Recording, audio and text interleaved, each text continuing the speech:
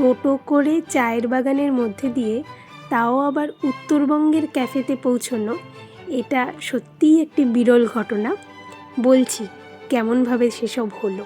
এবারের মতো বেড়ানোর পালা সাঙ্গ করে গাড়ি আমাদের নিউ মাল জাংশনে পৌঁছে দিল। হাতে বেশ খানিকটা সময়, ইতিমধ্যে পেটেও ছুঁচোয় ডন দিচ্ছে। স্টেশনে তেমন একটা ভালো খাবারের দোকানের খোঁজ পেলাম না। অগত্যা ফোনে একটু ঘাঁটাঘাঁটি করাতে হঠাৎ মাথায় এলো একটু ক্যাফে সার্চ করে দেখা যাক না। খোঁজ পেলাম এই ওক অ্যান্ড ফেসিল ক্যাফেটির। ছবি দেখেই প্রথমেই পছন্দ হয়ে গেছিল, তাই বিশেষ দেরি না করে আমরা বেরিয়ে পড়লাম। খুব কাছেই, তাই পৌঁছেও গেলাম। কি সুন্দর করে সাজানো সবটা।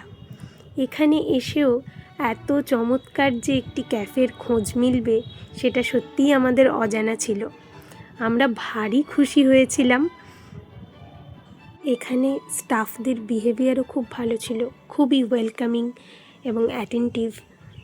কতটা জার্নি করে পাহাড় থেকে নামায় আমরা ছিলাম খুবই ক্লান্ত, চোখ মুখেও সে ভাব সুস্পষ্ট ছিল, তাই আর বিশেষ ছবি তোলা হয়নি।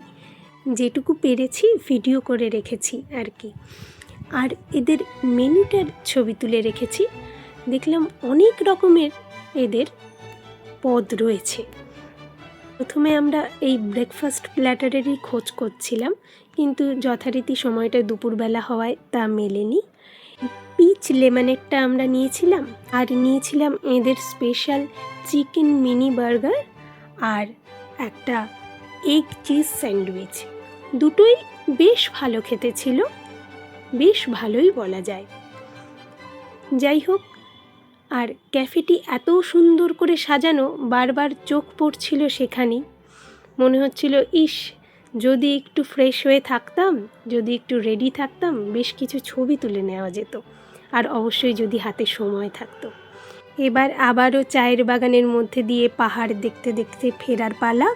বাড়ি ফিরতে হবে তো, নিউ মাল থেকে ট্রেন রয়েছে যে।